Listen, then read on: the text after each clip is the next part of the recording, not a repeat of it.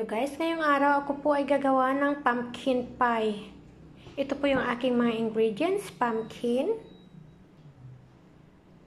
corn flour or cornmeal, feta cheese, fresh milk, olive oil, salt and pepper. Yung una ko pong gagawin ay kakadkarin ko po muna dito yung aking pumpkin.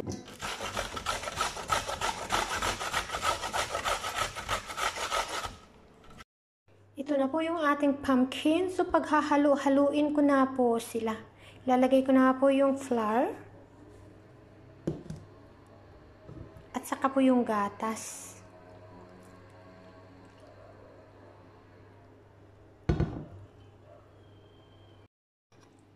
Kailangan ganito lang po yung texture.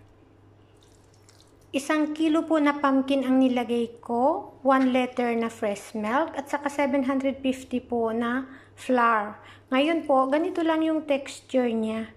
So, ilalagay ko na po yung feta cheese at saka olive oil. Nailagay ko na po yung feta cheese, so maglalagay lang po ako ng olive oil.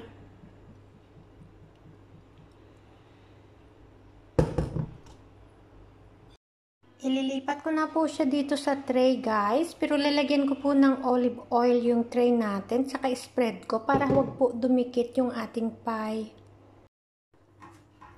Ayan guys, at na-spread out ko na, so ililipat ko na po sila dito.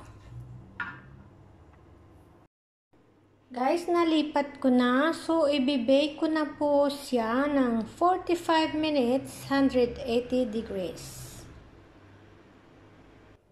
Hello guys, ito na po yung ating pumpkin pie. Ready na po. At nilagyan ko rin po siya ng butter. Ngayong ready na siya. Mabango po siya at siguradong masarap.